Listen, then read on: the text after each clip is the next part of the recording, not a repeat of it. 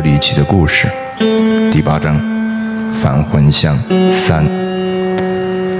时间不多啊，我们只好分开走。谁先找到返魂香就扯动互相绑在脚上的绳子，一来呢不容易迷路，二来呢也好尽快通知。而且我们互相还带了对讲机，谢走的左边，我走的右边。如果再让我选一次，我绝对不选右边了。朋友笑着对我说，我心想以他那什么都不怕的性格，这一趟必定是遇到了极其凶险的事儿。通道很狭窄，我若胖点儿还真走不过去了。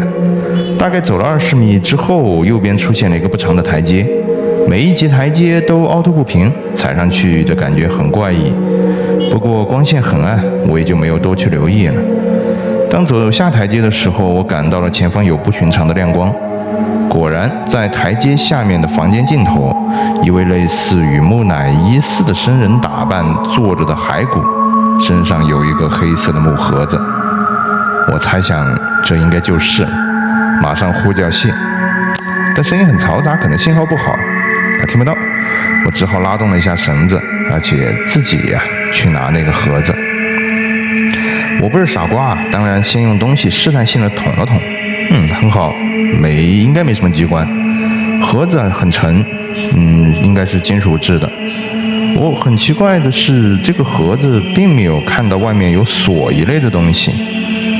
这个时候好奇心害我不浅，谁又不想看看这个能令人起死回生的宝贝呢？我用颤抖的双手打开盒子，但我忘记了，我身边就有死尸。盒子刚打开就闻到了摄人的香气，是那种闻到了会让人精神一振的味道，而且感觉会上瘾一样。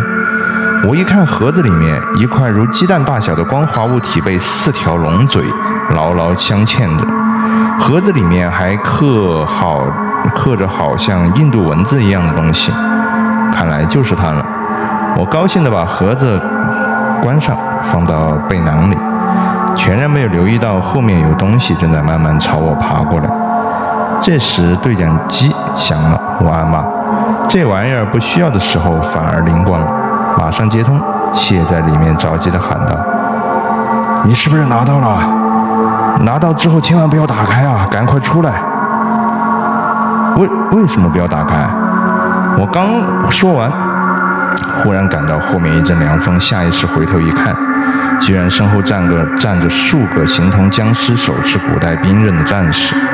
他们大部分都已经成骷髅了，看来刚爬起来不久，因为我看见他们的脸上还直往下掉粉末。我暗叫苦也，难道是因为刚才打开盒子使他们苏醒了？这也难怪这附近没什么机关，原来他们才是最大的机关。我回头望了望那个作画的僧人，奇怪的是他却没有苏醒过来。也好，少一个就少对付一个。不过面对这群非人的怪物，可没什么好办法。房间里面空间又有限，他们正拿着兵器对着我一步一步的逼近，我也只有一步一步的往后退，边退边对着对讲机大叫：没时间废话了，快来救我！刚说完，我就听到了谢在另外一边骂娘了。我看了看刚才下来的楼梯居然不见了，又看见其中一位士兵的肩膀上赫然印着有我耐克运动鞋的鞋印。原来他们刚才一直就躺在那儿。我说怎么这个台阶踩上去怪怪的？不过现在没时间思考了，一柄长枪划破寒风已经刺到了我的面前。我心里叫道：这下完了！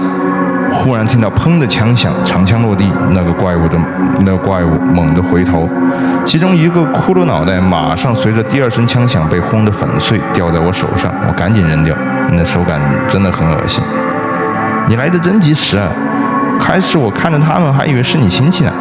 我趁那帮怪物注意力转向高台处的谢一达的时候，撞开一条路，被谢伸手拉了上去。谢一拉我上来，就赶紧叫我快跑。怕什么？骷髅难道还会跳上来？我拍了拍土，回头一看，他们的确不能跳，不过他们人多啊，一个一个踩着对方也就往上再爬了。看起来他们远比我们想象的要聪明得多。人在危难中表现出来的运动力果然非同凡响。我和谢一达飞快地跑出过道，并且在那些怪物出来的瞬间把石门再次拉上，任凭他们在后面怎么击打也没有办法。毕竟他们不是练了乾坤大挪移的张无忌。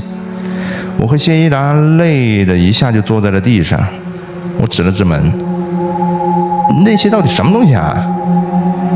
估计是当时造墓留下来的卫兵，只要有人碰箱子，他们就会苏醒，都叫你别开了。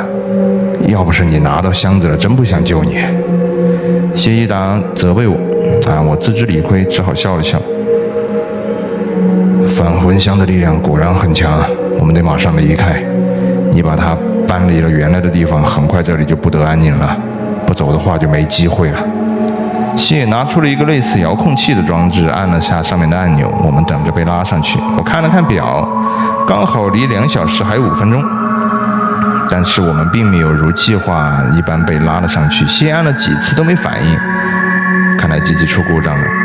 这时候我感觉到了一股很灼热的风，回头一看，壁画上的九尾狐走了下来，他的火焰几乎把整个房间照得如同白昼，全身通红的毛发全部竖立起来，使得他本来就十分巨大的身躯几乎塞满了整个房间，还有他标志性的9条尾巴。我几乎被这神话中的妖怪吓得呆滞了。没想到他也来了，谢懊恼地叫道：“你不是说他被封印了吗？”我问谢一达：“这不是他的本体，而是他对返魂箱执着的意念形成的新的妖怪。他的脑袋只会思考一件事儿。什么事儿？杀了我们，拿回箱子。”谢顿了一下，一字一字地说：“如果刚才的几个骷髅士兵我们还能用枪对付，恐怕对他就没什么用了。”九尾狐的意念体一边向我们靠近，一边露出锋利的牙齿，他的眼神像火一般燃烧着，盯着我们背后装着盒子的行囊。怎么办？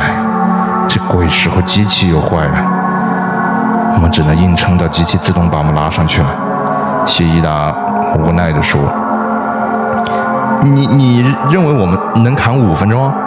我指着步步把我们逼到尽头的九尾狐：“别怕，他不过是个意念体，估计应该没什么本事。”谢一达的话还没说完，就见那个所谓的意念体一爪子拍向一块石碑，那块石碑像豆腐一样的碎了一地。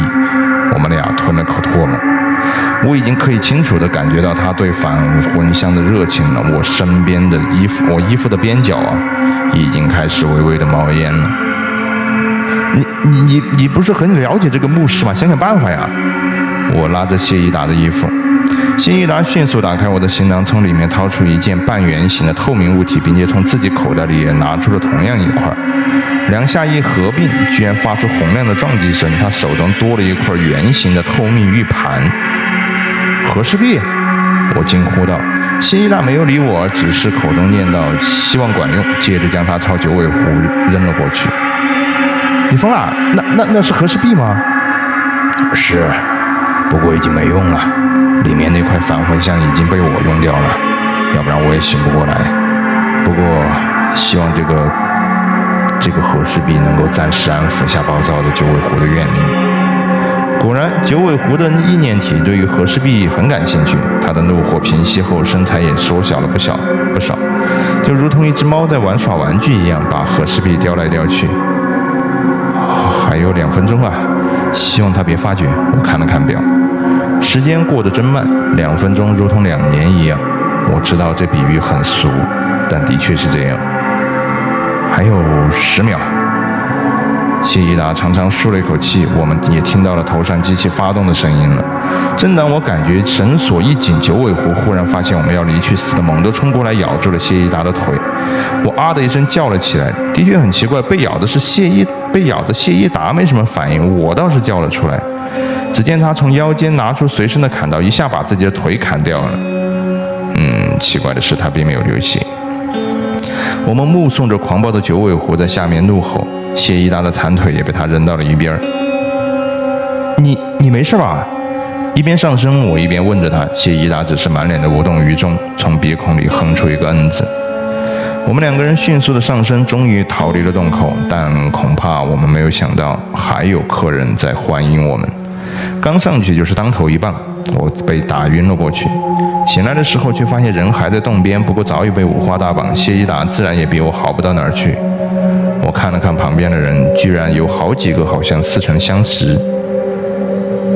老谢，收到你的信我就赶来了，你看我对你多够兄弟。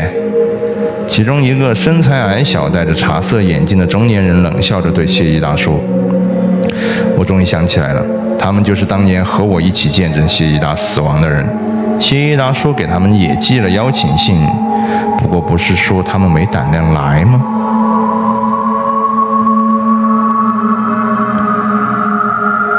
第9章，返魂香4。没想到你个小子和这个愣头青居然真的拿到返魂香了，真不简单呐！另外一个穿着风衣的高个子我认识，他是现在黑市上最大的文物贩子，他的手里正拿着我们辛辛苦苦拿回来的返魂香。还给我们，有本事自己下去拿！我高喊了一句，换来的只是肚子和脸各挨了一拳。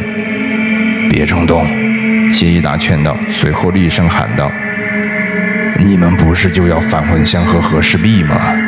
犯得着杀我这么一个半死之人吗？只要你们放了他，我就告诉你们怎么用。”那太好了！站在我旁边打我的那个人说话了，这个留着光头的秃子也是当年的3人之一。看来他们全来了，原来只有我不知道返魂香的事儿。当年大嫂用那不纯的宝物把你暂时救活，我们就跟上你了。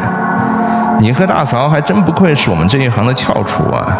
连肉孜人和印度自己都没史料记载的张阡墓，你们也能找得到。可惜大嫂为了救你，吸了那么多瘴气，已经死了。你现在这个样子，拿了也是浪费，不如给我们几个去造福人类多好。矮子一嘴的冠冕堂皇。好啊，好得很。不过没死人，我怎么帮你们掩饰啊？谢一达轻轻的一句，就让他们3个人忽然愣了一下。站在我旁边的光头还没说话，就见到高个子手一抬，光头哼都没哼一声，就扑通的倒在了我旁边，眉心一个小洞，还在流血。回望高个子手里拿着的那把消音手枪还在冒烟。高个子把谢一达松开，一只手扶着他，倒不是说用枪指着他。一旦他们知道了使用方法，我和谢应该都活不下去了。不知道谢到底想干什么。谢把返魂香拿在手中，看来那3个人已经把他彻底撬出了盒子的龙嘴。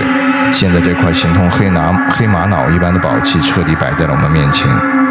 谢一达用双手用力擦拭着香的两侧，没多久我们都闻见了一阵幽香，接着眼皮开始打架。后来我竟然睡着了。醒醒！我感到有人大力地抽我嘴巴，正要发怒，忽然发现是谢一达。再看看身边的那几位，都像死猪一样睡在了地上。这怎么回事？我站了起来，发现绳子也解开了，不过脚还有点软，差点没站住。返魂香还有另一个作用，在香的两侧用双手摩擦，可以散发出让人昏厥的香味儿。谢一达解释道。那你怎么没事？我摸着头问他。因为那只对活人有效。谢一达低声回答。我没有做声，而是问他这几个人该怎么办。扔下去呗，下面的九尾还在生气呢。谢一达冷笑了，样子很是骇人。扔下去？我有点不忍。你忘了他们刚才要杀我们了？我不力争辩，按照他的吩咐，把3个人包括光头的尸体一同扔了下去。矮子下去的时候似乎没死，看来应该是摔在了高个子的身上。谢一达，救我上去啊！求求你了，我所有财产都给你，你也念在我给你那么多古玩字画的份上，救我出去啊！矮子的哀嚎声不断，接着听到了九尾暴怒的吼声和孩子惊恐的叫声。没多久，下面就完全没事了。矮子临死最后一句话，如同地狱发出的哀嚎：“谢一达，你不得好死！”谢依达在我的搀扶下站了起来，正往洞口走去。听到这话，回头笑着说：“哼，我已经是死人了。”我搀着他走出了墓穴，再次回到他的书房。书房已经被翻得一塌糊涂，不用说，自然是刚才那几个家伙干的。估计机器的故障也是他们搞的鬼。走，快背我到来伊的房间。谢似乎很着急，我只好背起他，在他的指点下来到了他妻子的房间。我一进去就感到了一阵寒意，原来来伊的房间完全就是一个冰库。冰床上躺着的正是谢依达的妻子来伊，她几乎没什么变化，只不过面无生气。她死了几年了，这些年我都一直在寻找真正的返魂香，想要救活她。我一个已死之人，不值当她为我付出这么多。谢依达边说边哭着，原来他找返魂香不是为了自己完全复活，而是为了救他的妻子。返魂香只能救一个人啊？我问他。不，但每使用一次要隔30年。当年李世民死去数天后复生，就是依靠返魂香的能力。不过复活首先要死者的尸体不能腐烂，所以我建了这个冰库。3块之中，和氏璧的那块威力已经减弱了，而且你也用过了。带去日本的那块不知去向，那这块应该就是最后一块了。我问谢依达。是，但我没把握是否真的能救回来伊啊。谢依达将返魂香点燃，靠近妻子的鼻子，我又闻到了那奇特的香味。不过这次我没有再晕倒了。奇迹出现了，来伊的脸渐渐红润起来，而返魂香的光泽却在慢慢的暗淡，最终变成了和一块普通的光滑的黑色石头。看着妻子的眼睛慢慢张开，谢依达的眼睛却如同返魂香一样渐渐失去了光彩，倒在了来伊身上，最后迅速的枯萎，不到几秒钟就如一桶被烧尽的柴火。我刚要伸手去扶他，谁知一碰，他的身体就化为了灰烬。我呆呆地站在来伊床边，看着那些灰一点点的消失。他真傻。来伊醒了，面无表情，但脸上却挂着泪水。的确啊，不过他走的时候是很高兴的。或许你根本不该在几年前救活他，本来死了就应该死了，本来应该活的，最终还是活下来了。我用手拍了拍来伊，把返魂香交给他。这就是他最后的遗物了。不用了。我看着这东西会想起太多的事儿。你能和谢一起冒险拿出返魂香，相信他也一定很信任你。这个就送给你做个纪念吧。来伊刚活过来，话一说多了就喘气儿。我望着手中的返魂香，虽然它已经失去了光泽，却依然散发着神秘的魅力，我无法拒绝。于是这个世人皆想占有的宝物，却戏剧性地落到了我的手中。朋友笑嘻嘻地眯着眼睛看着返魂香。那来伊后来怎么样了？我一直和他保持联系，他已经致力于保护文化的事业了，保护文物的事业了。他说印度和中国都有几千年的文明，里面蕴含的神秘力量是我们无法想象的。他希望在有生之年还能够再多挖掘多发现一些。我望着那块神奇的石头，突然问道：现在他还有什么力量吗？有，朋友肯定地说。虽然无法使死者再生，但是对治疗一些顽疾还是有用的。而且带着他睡觉，你会在梦中梦到你已经过世的亲人或者朋友。真的啊？你要不今晚借我用下呗？我上去拿返魂香，不料被拒绝了。不行，我有今天不行，我要先去睡觉了，明天再借给你吧。朋友逃跑似的跑了出去，生怕我和他抢。真小气啊！我抱怨着躺了下来，看了看表表上的日记清楚地记着今天是7月14。我猛地想起，他的父亲就是在今天去世呢。祝你晚上能做个好梦，我轻轻地说道，随即也睡了过去。